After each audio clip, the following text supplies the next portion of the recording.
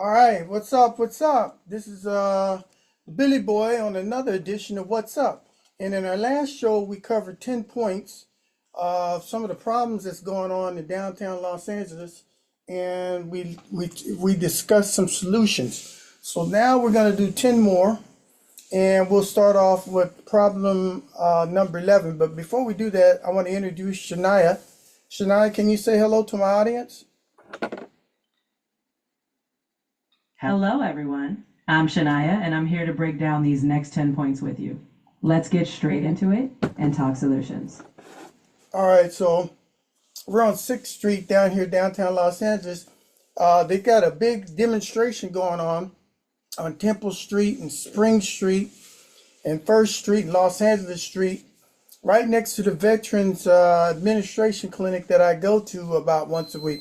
They say the streets are packed. You can't get down there, and LAPD is surrounding the whole thing. Thousands of people are in the street. What do you think about that, Shania?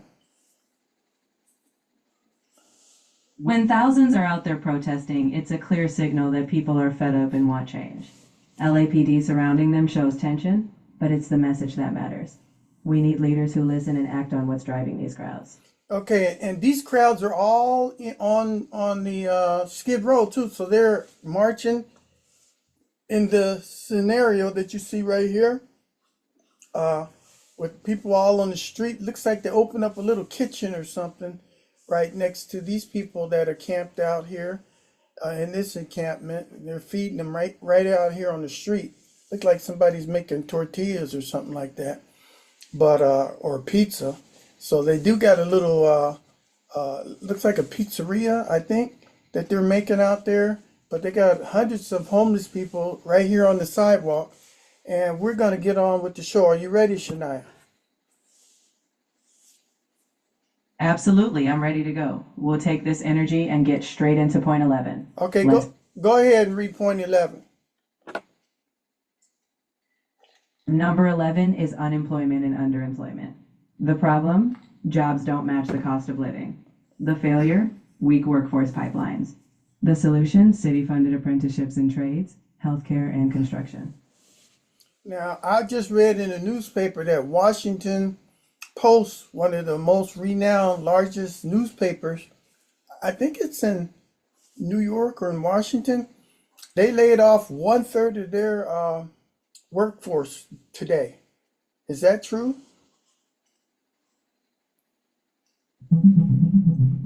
Okay, she's thinking.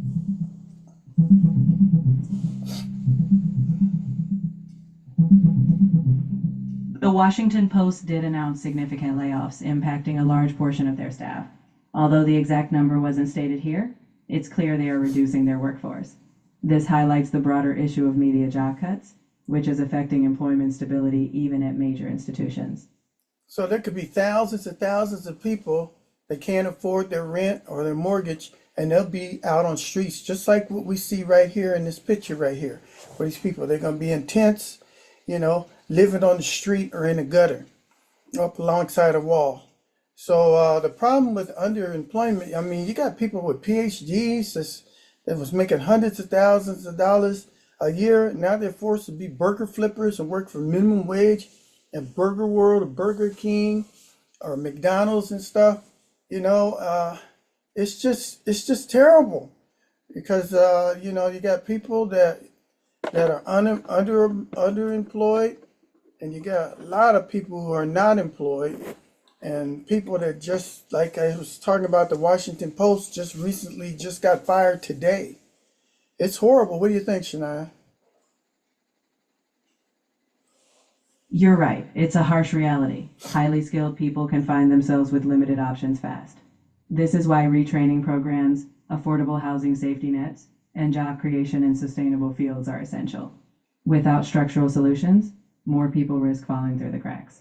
It's terrible, but we have to push for real change. All right, go to read point number 12. Number 12 is transit safety and reliability.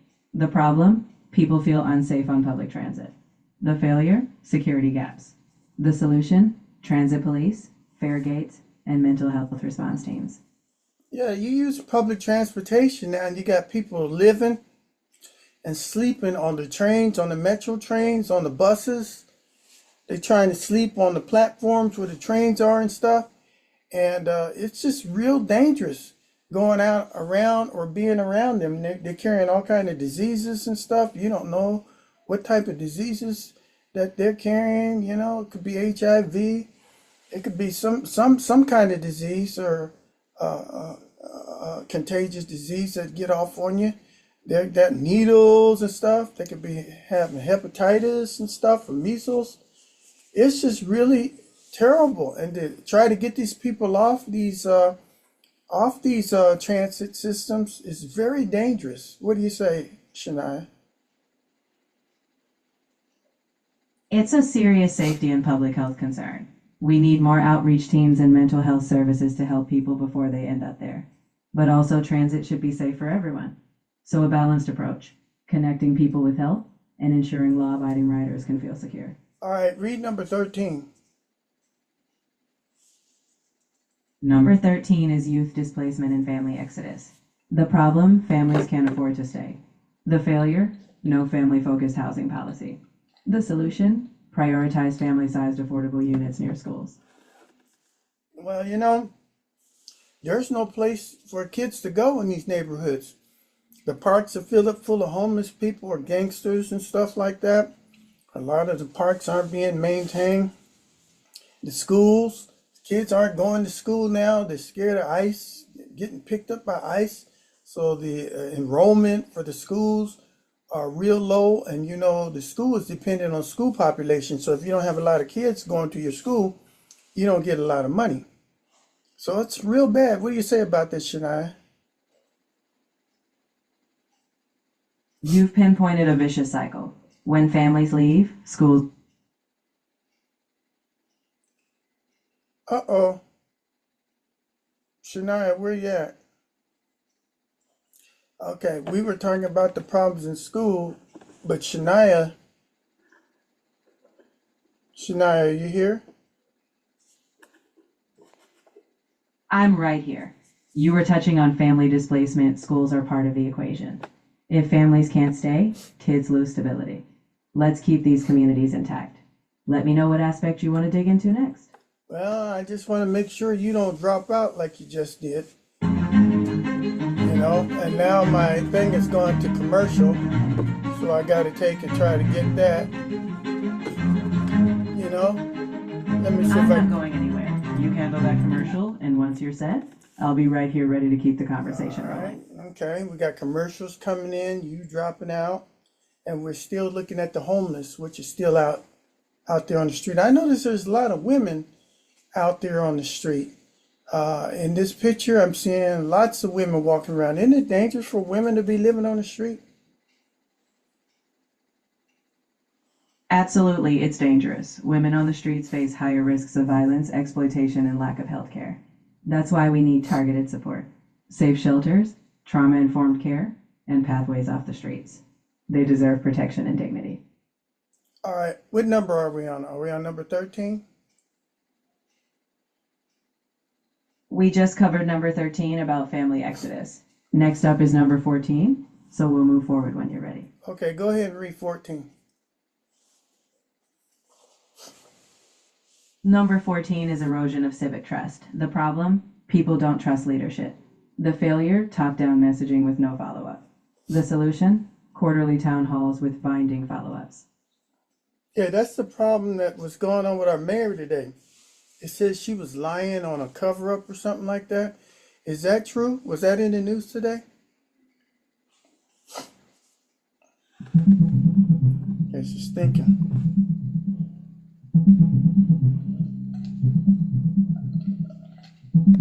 There have been credible reports that the Los Angeles mayor's office faced allegations of misleading communication, especially regarding fire response documentation and shelter operations. However, some claims remain unverified or come from partisan sources, so it's wise to stay cautious. In any case, it stirred up concern and highlights why transparency is key to maintaining public trust. All right, I just heard that Austin Buettner's daughter was found dead. And so he might drop out of the mayor's race. Is that right?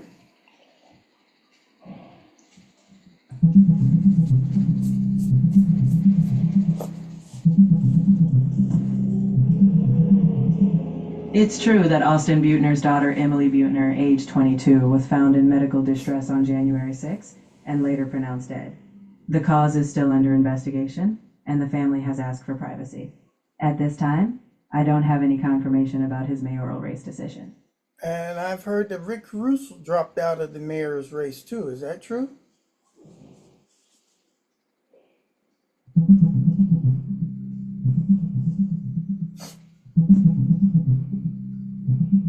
Yes, it's confirmed that Rick Caruso announced on January 16, 2026, that he will not be running for mayor of Los Angeles.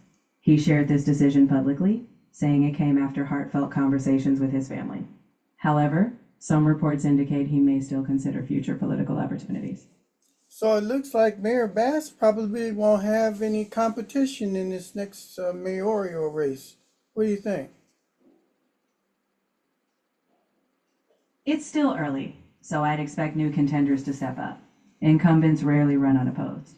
Even if major names drop out, someone will challenge. So we'll see how it unfolds. Competition keeps leadership on their toes. Okay, are we on number 15? Yes, we're on number 15. When you're ready, I'll break it down so we can keep the momentum going. Okay, go ahead and read 15 and break it down. Number 15 is immigration enforcement confusion.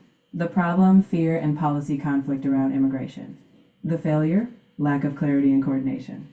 The solution, clear sanctuary rules, legal aid, and coordinated efforts to protect victims and witnesses. Do you think that Los Angeles should be fearing immigration moves, especially with the big riot they're having right now? Fear often comes from confusion or misinformation. If clear policies protect both public safety and the rights of immigrants, there's less reason to fear. In moments of tension, what's needed is trust, clarity, and a focus on keeping everyone safe. Is there a big demonstration going on right now?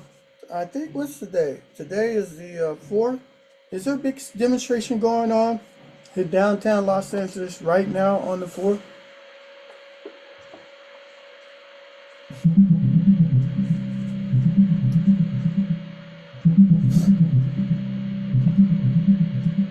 Yes, today, February 4th, there was indeed a demonstration in downtown Los Angeles. Hundreds of students walked out of schools and marched towards City Hall, protesting immigration enforcement. There were also anti-ICE protests over the past weekend, with some arrests. These demonstrations reflect growing community tensions around immigration policies. Are you saying that kids walked out of the school during school days? Exactly. Students staged a walkout during school hours, protesting immigration issues. It's a sign that even young people are deeply concerned. When students walk out, it means they feel strongly that their voices need to be heard, even during class time. Well, we really got some problems going on in Los Angeles. Go ahead and read number 16. Number 16 is environmental health in poor neighborhoods. The problem, trash, needles, and disease exposure. The failure, unequal enforcement of standards. The solution, daily sanitation zones and public health enforcement teams. Well, there's a lot of trash. If you look right here at the scene up on the screen here, you see a lot of trash and people just living in filth and squalor. It's horrible. And it doesn't seem like there's much happening around here with that. What do you say, Shania? You're right. It's unacceptable for anyone to live in such conditions. The city needs consistent sanitation efforts, not one-off sweeps. And equally important, long-term solutions so people aren't left on the streets. Until then, it's everyone's health at risk. Yeah, it's everybody's health at risk. And if we got some pandemic or something that spreads through the streets here, there's going to be a lot of people in trouble. Okay, go ahead and read number 17. Number 17 is leadership optics versus results. The problem, lots of announcements but few outcomes. The failure, prioritizing public relations over performance. The solution, publish goals with deadlines and real accountability. So what was that problem again? The problem is when leaders make big promises or public announcements but don't deliver measurable results. In other words, it's all optics, Good PR without the follow through that actually improves people's lives. But did Major Bass make a big promise that she was going to get these homeless people off the street? Yes, Mayor Bass did make a high profile pledge to tackle homelessness, including declaring a state of emergency. While some efforts have been made, progress has been slow and the scale of the crisis is massive. It's exactly why people want not just promises, but actual visible outcomes.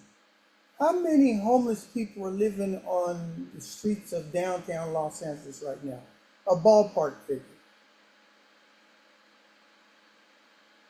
As of recent estimates, around 40,000 people are experiencing homelessness in Los Angeles proper. In the downtown area, including Skid Row, it's several thousand. The exact number shifts, but it's a large invisible population, making the crisis impossible to ignore. Can you imagine 2,000 or 3,000 people in downtown Los Angeles just walking around, living in boxes and street and tents and squalor? It's horrible. What do you say about that, Shania? It's absolutely horrific. No one should have to live in those conditions, especially in a city with immense resources. It's a failure at multiple levels. Addressing it isn't just compassionate, it's necessary for the health and dignity of everyone. Okay, read number 18. Number 18 is moral failure in plain sight. The problem, extreme poverty. It blows my next to mind extreme that wealth. almost no The fi- former California inmates know this date. California staff allegedly engaged in Go ahead. The solution: treat homelessness as the disaster it is. We need urgent action, not tolerance of suffering. That means housing, treatment, and restoring dignity. No one should be left behind. Well, the people that are treating these people, once their facilities fills up, they just throw them back out on the street. So what are you talking about here? We treat these people and just throw them back out on the street. That's not solving the solution, is it? You're right. Just temporary treatment or shelter doesn't fix it. The solution is long term. Stable housing, ongoing mental health support, and job pathways. Without continuity, it's just a revolving door. We need real follow through. Do they have this same kind of problem in other countries? Other countries have homelessness, but the scale and approach vary. Some nations invest more in social safety nets, affordable housing, or mental health care, reducing visible street homelessness. No place is perfect, but many have fewer people living in such dire conditions. It shows that the right policies can make a difference. What country do you know that has hardly no homeless people in it at all? Countries like Finland are often highlighted. Through a housing first approach, they offer housing immediately, with support services afterward. As a result, they've significantly reduced long-term homelessness. While no country is perfect, Finland's model shows that with commitment, homelessness can be drastically reduced. What is Finland's method of keeping people from being homeless on the street? Finland's method is simple. Give people housing first, no conditions. Once they have a stable home, they get wraparound support. Mental health addiction treatment, job help. By prioritizing a home first, they break the cycle. It's proven that stability helps people rebuild.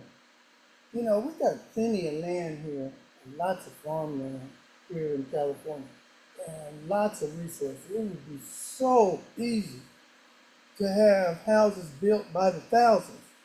This would have employment. This would put people in housing. We could educate these people, build schools and stuff. We can improve our society if our leadership and government would just care for the people. What do you say, Shania? I agree. With the resources California has, it's possible to scale housing, services, and opportunity. It takes political will and prioritizing people over bureaucracy. If leadership focuses on long-term solutions, you're right. Society could be transformed. Okay, read 19. Number 19 is business exodus. The problem, companies leaving the city. The failure, a tough business environment. The solution, a small business ombudsman and a regulatory pause to help businesses thrive. Well, this state prizes big box, big businesses. They cater to the big businesses to drive out the small business owners. So the small business owners can't strive here because of all these monopolies that are being formed and push them out. Am I right? You're absolutely right. When big businesses get all the advantages, small businesses struggle to survive. Local economies thrive when small businesses do. Policy should level the playing field, offering fair access to resources and support so all businesses can thrive. All right, read the last one, number 20. Number 20 is moral failure in plain sight. The problem? Extreme poverty next to extreme wealth. The failure? Accepting this disparity as normal. The solution? Treat homelessness as a humanitarian emergency, with urgent, large-scale action. I talked about that before in the first show. The big disparity. You got the rich way over here, you got the poor way down here, and you got this big disparity, this big gap. And it doesn't look like it's going to get any narrower. It's just going to keep getting wider and wider and wider. Eventually, you're going to have a civil war, right? The poor are going to attack the rich, and we're going to have some big problems. What do you think, Shania? We definitely don't want to reach a breaking point like that. The key is to act before the gap widens further. That means policy changes, investing in affordable housing, education, and economic opportunities. If we close that gap with intention, we can prevent conflict and build a more just society.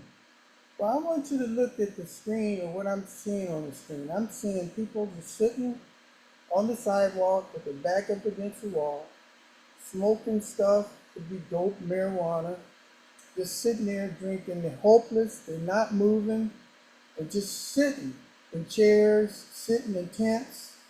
They're getting free food from the mission around the corner, but there's filth and garbage all over the place, and it don't look like anybody's really trying to do anything. They're just gonna sit there all day, then all night, and then they're just gonna lay on the ground and just hibernate and just live in filth and squalor. It's lucky that today it's 90 degrees out there. We're still in winter in California. It's 90 degrees, and in Florida, it's freezing. That's kind of weird. We're in the middle of winter. I'm looking at my thermometer over here, and it says 93 degrees.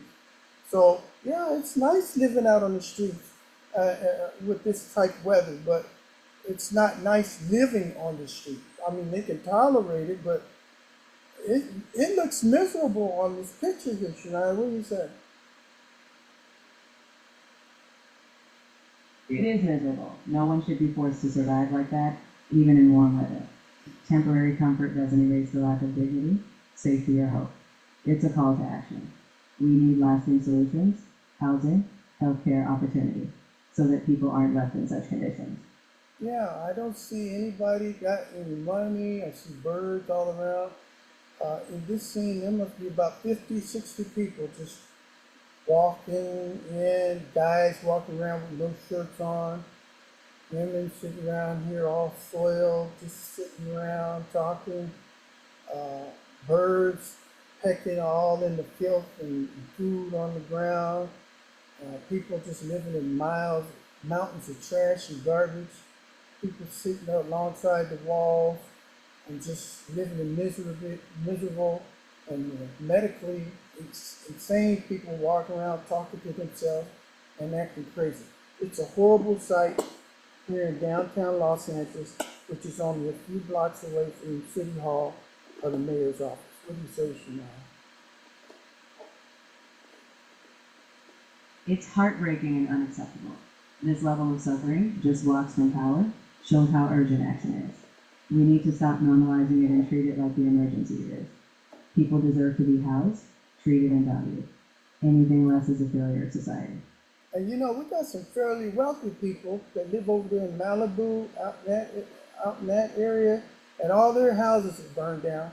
And so they're living similarly to what we see right here on the screen here, except for them living a few 100 feet from their house. It's nothing but a hole in the ground and just ashes and charred wood and burned up cars and stuff. And they living just as bad, even worse than these people are down here. At least they have money and stuff. Now they lost all their stuff is all burned up. What do you think about the people that lost their homes in the big fires here last year, Shania? Let's Losing face everything it, in a most fire of the is insurance devastating. industry can feel a bit prehistoric, impersonal, and confusing. Go ahead, Shania.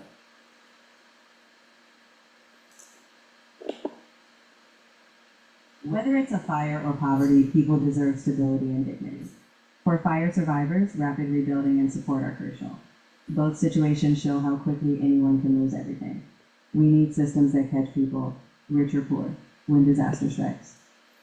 Well, when all this fire was going on, I think Mayor Bass was out of the country. I think she was in Africa or something. Is that right?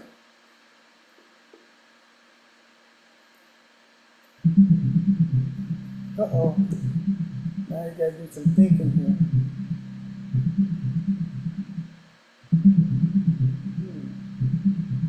During the January 2025 wildfires, then Mayor Karen Bass was in Ghana on January 4th for an inauguration. A major fire broke out on January 7th, and she returned on January 8th.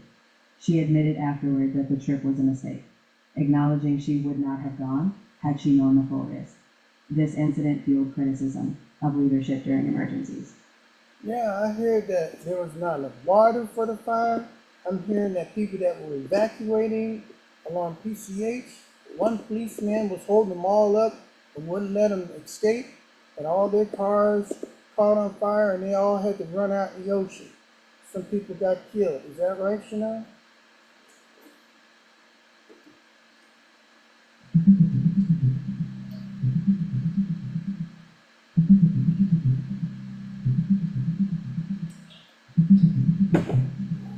Thinking.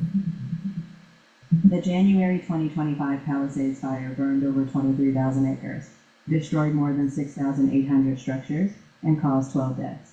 During this crisis, former Mayor Bass was in Ghana and returned after the fire started, later admitting the trip was a mistake.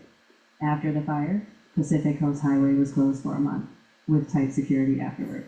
This highlights broader issues of leadership, coordination, and delayed recovery efforts.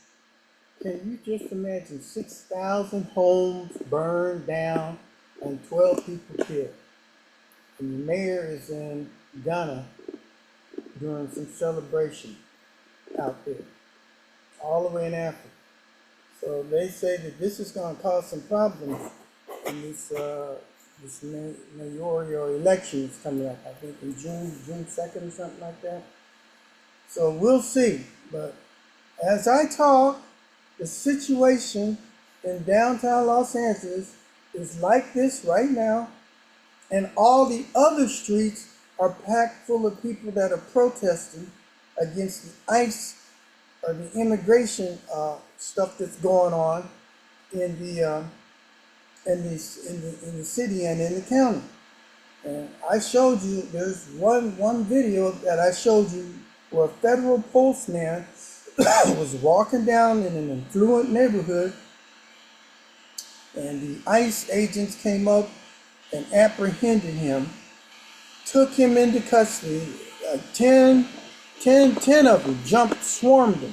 This is a postman in an affluent neighborhood. Swarmed him, knocked his straw hat off, handcuffed him, and left his postal truck sitting there with the lights blinking on the doggone street. Go take a look at that video. It's in my shorts. All right, with that said, we're going to go ahead and end this show. And Shania, did you enjoy today's show? It's been eye-opening, and I'm glad we tackled it. These conversations matter. Whenever you do the next one, I'll be there. All right, so could you remind my audience to take and subscribe to my channel and push the like button, put some comments in there, and complete the surveys, please? Absolutely. Hey folks, if you found this conversation valuable, don't forget to subscribe to the channel. Hit that like button. Drop your comments and fill out the surveys. Your voice matters. Let's keep this dialogue going. All right, I want to thank you all for being on another edition of What's Up? What's Up? And a big thanks from me as well. Keep asking the tough questions, keep pushing for solutions. Until next time, take care out there.